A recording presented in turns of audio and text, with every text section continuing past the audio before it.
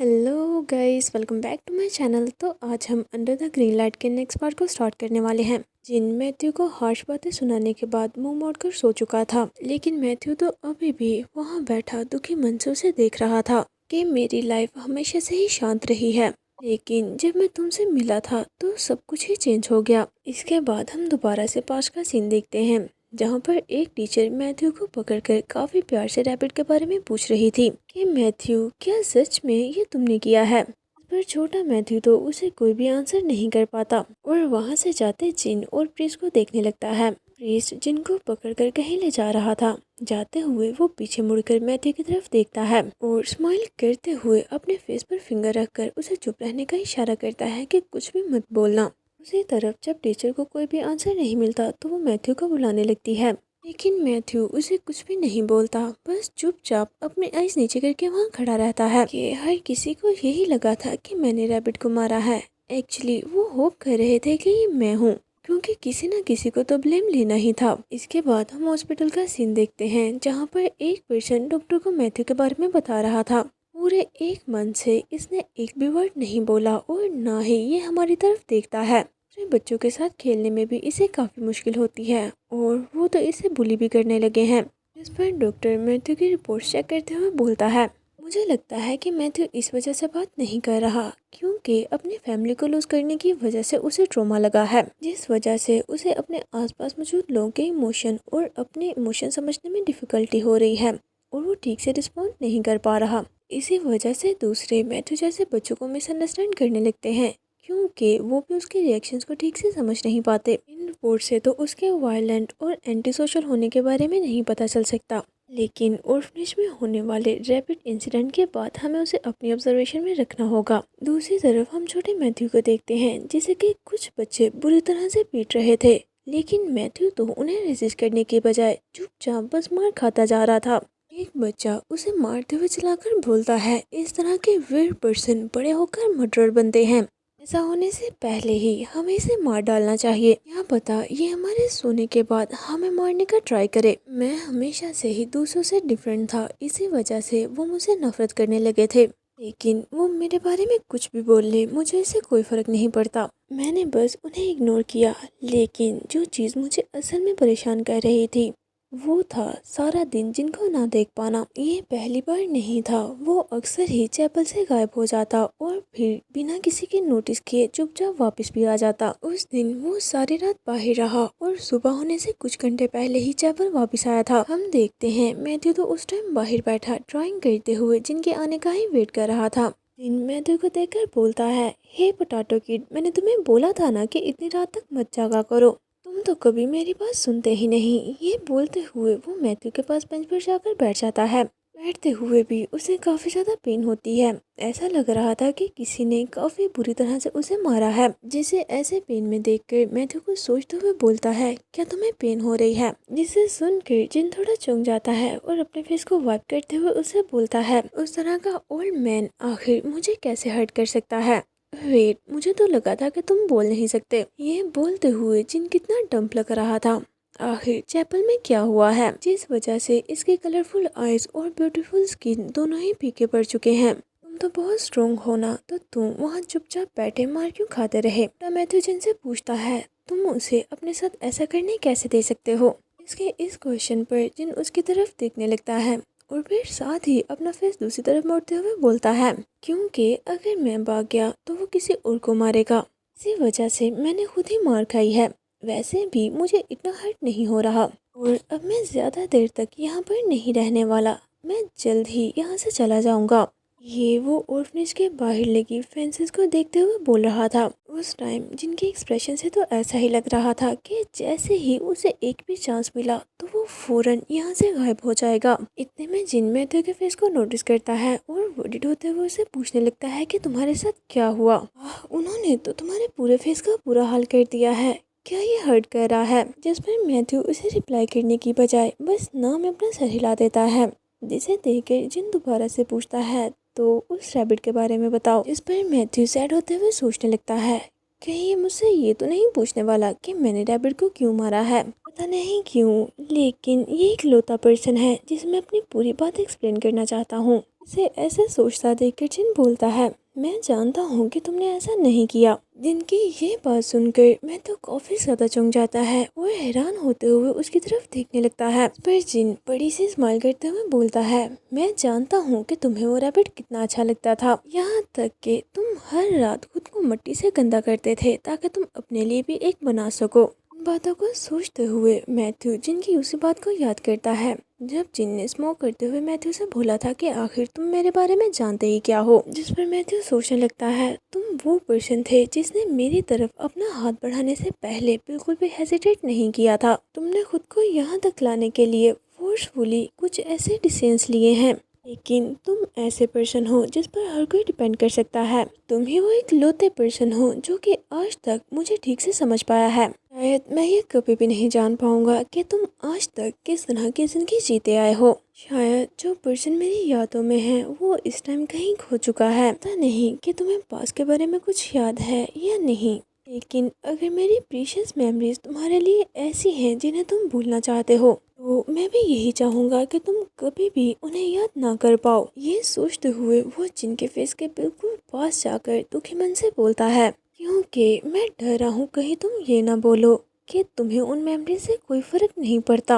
और सोचता है जिनने उसे बोला था तुम ब्रेव हो, नहीं थोड़े ज्यादा ब्रेव हो। इसे याद करते हुए वो बोलता है, तुम गलत थे, मैं डर रहा हूँ क्योंकि लोग बड़ी जल्दी बदल जाते हैं, हमें तो उन्हें ठीक से समझने का चांस भी नहीं मिलता। और जिनके फेस से हेयर साइड पर करते हुए बोलता है, मैं चाहता हूँ कि तुम कभी भी चेंज मत होना। साथ ही वो स्लोली जिनके और भी ज्यादा क्लोज आते हुए उसके फोरहेड पर किस करता है और सोचता है, अगर तुम अभी भी वही सेम पर्सन हुए जो कि मेरी मेमोरीज में है, कभी भी तुम्हें मेरे बारे में याद आया तो तुम मुझे बुला लेना, बिल्कुल वैसे जैसे तुम मुझे पहले बुलाते थे।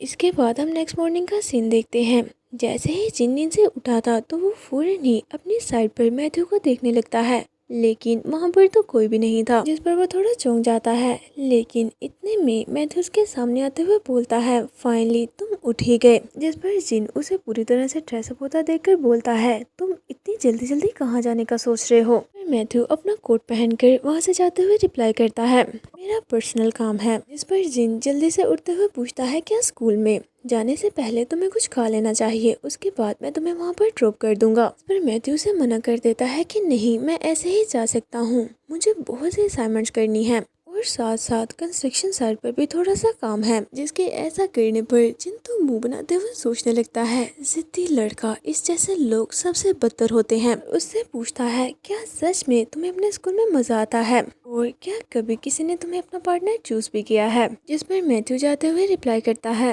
वेल क्लास में एक ऐसा पर्सन तो है जो कि कुछ ना कुछ करके बस मुझसे लड़ने का ट्राई करता रहता है। जिस पर जिन पूछता है, वो तुमसे क्या बोलता है। मैथ्यू बताता है, वेल बस थोड़ी अनोइंग चीज़ें, जैसा कि मेरे पुअर और ऑर्फनेज होने पर वो हमेशा ही मुझे टीज करता है, इसीलिए मैंने उसे छोड़ दिया, अब मैं उसे अपना पार्टनर चूज नहीं करता। मैथ्यू की ये बात सुनकर तो जिनको काफी ज्यादा गुस्सा आ जाता है, वो गुस्से से बोलने लगता है, क्या कहा, एक पुअर ऑर्फन, क्या उस गधे को ये पता है कि तुम कितनी पार्ट टाइम जॉब्स करते हो और वो तुम्हें पुअर बोल रहा है। तुम्हारे पास तो अपना खुद का ट्रस्ट फंड है, तुमने बस पैसे यूज करने से मना कर दिया है क्योंकि तुम्हें ये लगता है कि तुमने वो पैसे खुद अर्न नहीं किए। आखिर वो घटिया पर्सन तुम्हारे बारे में जानता ही क्या है। सच में तुमने उसे ऐसे ही छोड़ दिया, चाहे जो भी हो, तुम्हारा डैमेज तो हुआ है ना। क्या तुम चाहते हो कि मैं तुम्हारे लिए उसे अच्छा सा सबक सिखाऊं। इस पर मैथ्यू सीरियसली उसकी तरफ देखते हुए बोलता है, तुम तो ऐसे बात कर रहे हो जैसे तुम मुझे अच्छे से जानते हो, वैसे ऐसा करने की कोई जरूरत नहीं है। और उसे कल की जिन की बातों का गुस्सा लग गया है, वैसे इतना तो बनता ही था, क्योंकि ये बात सुनकर जिन तो फौरन ही चुप कर जाता है और मुंह बनाते हुए सोचने लगता है, ओह ये तो नाराज है। इसके बाद हम होटल के लॉन्ज एरिया का सीन देखते हैं, जहाँ पर सीईओ वहाँ से जा रहा था कि ऐसे वहाँ से जाने पर डायरेक्टर राव उसे रोकने का ट्राई कर रहा था। वो जल्दी से सीईओ के सामने जाकर बोलने लगता है, सर हम दोबारा से शंघाई कंस्ट्रक्शन को डिस्ट्रॉय करने की एक बहुत बड़ी अपॉर्चुनिटी खो देंगे। डायरेक्टर जिन उनके बहुत काम का बंदा है, मुझे लगता है कि आप ठीक से नहीं सोच पा रहे। अगर हम उसके रूम में घुसकर उसे मार डालें तो हम, वो ये बोल ही रहा था कि इतने में सीईओ उसे रोक देता है। और स्माइल करते हुए उससे बोलता है, अब बहस करना बंद भी कर दो, वरना लोग सोचेंगे कि तुम मेरी वाइफ हो। तुम्हारे तरीके बहुत अजीब हैं। अगर तुम ऐसे ही जिनके प्राइवेट मोमेंट में टांग अड़ाओगे तो वो तुम्हें कभी भी नहीं छोड़ेगा। जिस पर वो बोलता है, उसके नफरत करने से आखिर हमें क्या फर्क पड़ेगा। ये बातें कर ही रहे थे कि इतने में उन्हें अपने सामने मैथ्यू और जिन वहाँ से जाते हुए नजर आते हैं। यहाँ पर जिन मैथ्यू को फॉलो करते हुए उसे बुला रहा था कि हे जरा रुको। तो जिन्हें अपने सामने देखकर सियो तो वहीं पर रुक जाता है। उसके एक्सप्रेशंस फौरन से ही चेंज हो गए थे। उसे देखकर ये साफ पता लग रहा था कि उसे इन्हें साथ देखकर बिल्कुल भी अच्छा नहीं लगा। इसके बाद हम होटल के बाहर का सीन देखते हैं, जहाँ पर मैथ्यू फाइनली रुक ही गया था और वो मुड़कर जिन की तरफ देखने लगता है। इस पर जिन एक मोबाइल निकालकर उसके सामने कर देता है कि ये रख लो। मैथ्यू पूछता है, पर क्यों? इस पर जिन बोलता है, ताकि तुम मुझे कॉल कर सको। गुस्सा खत्म होने के बाद अगर तुम ऐसा करना चाहो तो ही। इस पर मैथ्यू बिना कुछ बोले मोबाइल ले लेता है। हम देखते हैं कि वो अभी भी काफी ज्यादा सैड लग रहा था और फिर वो कुछ सोचते हुए बोलता है, जिन क्या तुम मुझे एक किस दे सकते हो? इसे सुनकर वो थोड़ा चौंक जाता है और साथ ही उसे बहुत ज्यादा बुरा भी लग रहा था। और फिर वो फौरन ही उसके क्लोज आते हुए बोलता है, अगर तुम्हें बस यही चाहिए तो जब तक तुम चाहो मैं तुम्हें किस कर सकता हूँ। ये बोलते ही वो उसे पकड़कर किस करने लगता है, लेकिन मैथ्यू तो बिना किसी रिस्पॉन्स के बस वहाँ खड़ा था। स्प्रे करने के बाद मैथ्यू सैड होते हुए उससे बोलता है, तुम्हें मेरे साथ इतना नाइस नहीं होना चाहिए।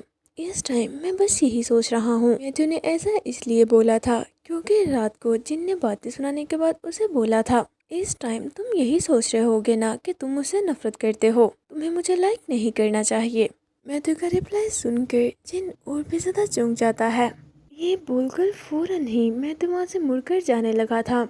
हम देखते हैं कि जिन उसे रोकने के लिए अपना हाथ आगे बढ़ाने का ट्राई करता है, लेकिन वो उसे नहीं रोक पाता। दोनों को ऐसे एक साथ सियो भी दूर से खड़ा देख रहा था, जिसे कि बिल्कुल भी अच्छा नहीं लगा था। उसे देखते हुए सोचता है, जिन चेंगवू आखिर तुम इसके पीछे इतने पागल क्यों लग रहे हो। और बोलता है, डैनी अब तुम अपना प्लान ट्राई कर सकते हो, इस बच्चे को मैं तुम पर छोड़ता हूँ। इसे सुनकर वो सभी वो करते हुए जल्दी से बोलते हैं, यस सर। और दूसरे ही सीन में हम सीईओ को यांग के साथ बैठा देखते हैं, जहां पर वो न्यूज़ में वही प्रेस कॉन्फ्रेंस देख रहे थे। इसमें जिन को म्यूजियम की कंस्ट्रक्शन राइट्स मिले थे, जहां पर जिन ने स्पीच भी दी थी, जिसे देखते हुए सीईओ बोलता है, ओह गॉड आखिर ये कैसे दिन आ गए हैं। मुझे तो बिलीव ही नहीं आ रहा कि एक गैंगस्टर को सीईओ की पोजीशन पर बिठा दिया गया है। यांग चौंकते हुए उससे पूछता है, क्या क्या ये एक गैंगस्टर है? मैंने तो इसे अपने स्कूल के एक लड़के के साथ देखा है। डैड क्या आप सच बोल रहे हैं? यहाँ पर पहली बार हमें पता लगता है कि यांग सीईओ का बेटा है।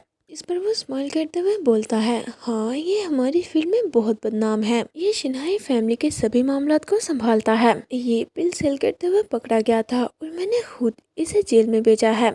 शायद ये 10 साल पुरानी बात होगी।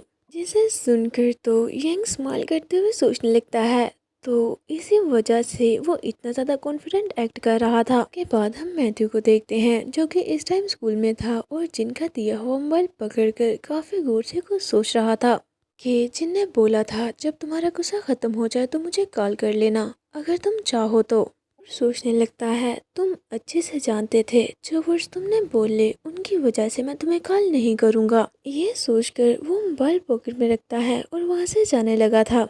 जिसे जाता देखकर कुछ लेडीज उसके पीछे से बातें करने लगती हैं कि क्या ये वही पर्सन है। और दूसरी से पूछती है, क्या लगता है कि वो रूमर सच होंगे? जिस पर दूसरी लेडी बोलती है, मुझे लगता तो है, वैसे भी यंग के डैड एक पुलिस वाले हैं। इसके बाद हम दोबारा से मैथ्यू को देखते हैं, जो कि सारे काम खत्म करने के बाद फाइनली स्टूडियो वापस आ रहा था। जाते हुए वो सोचता है, आखिर मैं उसे एक्सपेक्ट ही क्या कर रहा था। 10 सालों में तो कोई भी पूरी तरह से चेंज हो सकता है। उसे मैं नहीं चाहिए, बल्कि वो तो बस मेरे साथ सोना चाहता है। अब मैं उसे खुद को और ज़्यादा डिस्ट्रैक्ट नहीं करने दूंगा। अपना पूरा फोकस कल्चर पर लगाना होगा। चलते हुए उसे एक बिल्कुल अंधेरी गली में किसी के बोलने की आवाज़ आती है। इसे सुनकर वो थोड़ा चौंक जाता है और फौरन ही मुड़कर उस गली में चेक करने लगता है, लेकिन वहाँ पर तो कोई भी नहीं था और देखकर ऐसा नहीं लग रहा था कि वहाँ पर कोई रहता भी होगा। इसके बाद हम नेक्स्ट डे मैथ्यू को कंस्ट्रक्शन साइट पर देखते हैं, जहाँ पर मिस्टर यंग मैथ्यू को देखकर खुश हो जाते हैं कि शुक्र है तुम आ गए, हमें लोगों की ज़रूरत थी। इस पर मैथ्यू बोलता है कोई प्रॉब्लम नहीं, मैंने तो खुद ही आपसे बोला था ना कि जब भी आपको ज़रूरत हो आप मुझे कॉल कर सकते हैं। जिस पर मिस्टर यंग बताते हैं कि इस जगह पर वो म्यूज़ियम बनाना चाहते हैं और उन्होंने काम जल्दी करने का बोला है, इसी वजह से मुझे तुम्हें भी इमरजेंसी में बुलाना पड़ा। उसी म्यूजियम की कंस्ट्रक्शन चल रही थी जिस पर जिन तब से काम कर रहा था। काम करते हुए एक जगह पर अचानक से एक्सकवेटर अटकने लगती है। एक्सकवेटर एक ऐसी मशीन है जिसे कि खुदाई करने के लिए यूज किया जाता है, जिस पर एक पर्सन वरिड होते हुए बोलता है पता नहीं यहाँ कोई कंक्रीट है या मलबा, लेकिन हर हाल में हमें यहाँ पर खुदाई तो करनी ही होगी। और फिर वो मैथ्यू को अपनी हेल्प के लिए बुलाता है, पर मैथ्यू वहाँ पर आकर बिना मशीन के यूज के ही हाथों से खुदाई करने लगता है। अचानक से उसे वहाँ पर कुछ फील होता है, जिस पर वो सोचने लगता है ऐसा तो नहीं लग रहा कि जैसे इसके नीचे कोई कंक्रीट या मलबा है। साथ ही नीचे बैठकर मट्टी सर पर हटाते हुए चेक करने लगता है। अचानक से वहाँ बड़ी चीज देखकर वो काफी ज्यादा चौंक जाता है कि ये क्या है। इसके बाद हम शनाई कंस्ट्रक्शन का सीन देखते हैं, जहाँ पर सेक्रेटरी यंग जिनके ऑफिस में खड़ा उसे सारी म्यूजियम की कंस्ट्रक्शन के बारे में रिपोर्ट दे रहा था, लेकिन जिनका सारा ध्यान तो अभी भी मैथ्यू की बातों पर ही अटका हुआ था। और याद करता है कि कैसे जिनने सैड फेस के साथ जाने से पहले उसे बोला था मैं बस यही सोच रहा हूँ कि तुम्हें मेरे साथ नाइस नहीं होना चाहिए। जिसे याद करते हुए वो सोचता है मैं जानता हूँ कि उसे काफी ज्यादा हर्ट हुआ है, लेकिन मुझे लगा था कि वो और ज्यादा पोसेस होगा और इतना इजीली मुझे छोड़कर नहीं जाएगा। जो कुछ भी हुआ बिल्कुल बेहतर है, मुझे तो उसके बेकार एक्सपेक्टेशंस को पहले ही तोड़ देना चाहिए था, लेकिन उसके फेस को देखकर तो ऐसा बिल्कुल भी नहीं लग रहा था। वो तो बस कंटिन्यूसली खुद को यही बिलीव करवाने का ट्राई कर रहा था कि मैंने जो किया वही ठीक था। इतने में सेक्रेटरी चेंग जिनको बुलाने लगता है, जिसे सुनकर जिन अपने सेंसेस में वापस आता है और उसे बोलता है तुम जो बोल रहे थे उसे कंटिन्यू करो। लेकिन हम देखते हैं कि सेक्रेटरी चेंग तो इस टाइम कॉल पर था। वो जिनसे बोलता है सर ऐसा लगता है कि कंस्ट्रक्शन साइट पर कोई प्रॉब्लम हुई है और ये बेहतर रहेगा कि आप खुद वहाँ जाकर उसे चेक करें। थोड़ी ही देर में हम देखते हैं कि जिन कंस्ट्रक्शन साइट पर पहुंच चुका था। ऐसे ही वो कार से निकला था तो उसके सबऑर्डिनेट्स जल्दी से उसके सामने बुक करते हुए उसे वेलकम बोलते हैं। और फिर वो आगे बढ़कर उस प्रॉब्लम को चेक करने लगता है, जिसे देखकर वो अपने सबऑर्डिनेट से बोलता है क्या तुम लोग इस चीज को प्रॉब्लम बोल रहे थे। हम देखते हैं वहाँ पर रेड कलर का बहुत सा पाउडर था जिसका यूज करके पिल्स बनाई जाती थी। जिन उसे अपने हाथ में पकड़ते हुए बोलता है इसे ऐसे क्रिस्टल का यूज करके बनाया गया है जो कि कभी भी एक्सपायर नहीं होंगे। इसका मतलब ये हुआ कि ये 99% प्योर है। इस क्वालिटी की ड्रीम पिल्स तुम्हें कभी भी मार्केट में नहीं मिलेंगी। तुम इसके लिए कोई भी प्राइस डिमांड कर सकते हो। 10 साल पहले हुए मॉब ऑपरेशन के बाद सारी की सारी ड्रीम पिल्स ऐसे ही गायब हो गई थी। शायद ये वही है।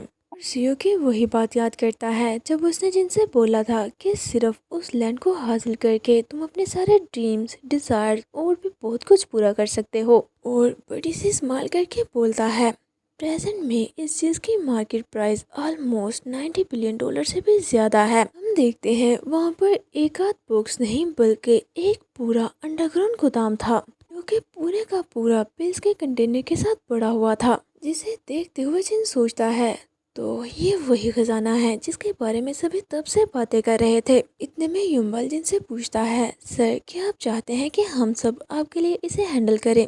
जिस पर जिन बोलता है तो और कौन करेगा, इसे यहाँ से बाहर निकाल कर किसी और जगह शिफ्ट करो। अगर दूसरी गैंग या पुलिस ने इसे देख लिया तो सब कुछ खत्म हो जाएगा। और यहाँ से जिसने इसे देखा है उसकी एक प्रॉपर लिस्ट बनाओ। लेकिन सर मैं चाहता हूँ कि आप ये देखें। ये बोलते हुए वो अपने पॉकेट से मैथ्यू का कार्ड निकाल कर उसे दे देता है। ये जो लेबर उस टाइम यहाँ पर काम कर रही थी वो सभी यहाँ से जा चुके हैं और हम उनका पता लगा रहे हैं। लोगों की आइडेंटिटीज चेक करते हुए हमें ये मिला है पता है कि कैफे वाला पार्ट टाइमर यहाँ पर भी काम करता है। देख कर जिन काफी ज्यादा चौंकते हुए उसे बोलता है कि वो यहाँ क्या कर रहा था। मैथ्यू के आइडेंटिटी कार्ड पर ऑर्फनेज का नाम भी लिखा हुआ था। ऑर्फनेज का नाम पढ़ते ही जिनको सोचने लगता है। दूसरी तरफ हम मैथ्यू को देखते हैं जो कि उसी अंधेरी गली में बैठकर काफी गौर से मोबाइल देख रहा था और फिर वो कुछ सोचते हुए फाइनली जिनको कॉल कर ही देता है। देखते हैं जिनके मोबाइल पर रिंग होती है।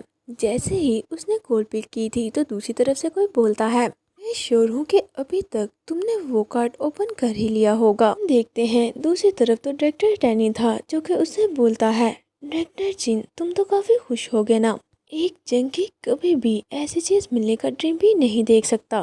10 साल पहले पुलिस को लगा के उसने सारे पिल्स को अपने कब्जे में ले लिया है, लेकिन आखिर किसे पता था कि अमेरिकन गैंगस्टर के पास अपना एक बहुत बड़ा सीक्रेट स्टेशन होगा। लेकिन अब मैं क्या करूं? बस ऐसे ही फ्री में तुम्हें ये ले जाने तो नहीं दे सकता, और मैं तुम्हें अपने कब्जे में भी नहीं करूंगा। तुमने तो बस मेरी पोजीशन चुराई है, अब मेरी बारी है। तुमने आज तक मेरे साथ जो कुछ भी किया है, तुम्हें सारी चीजों का बदला चुकाना होगा। मुझे लगता है आखिरकार जिन चैंगो की भी एक वीकनेस है।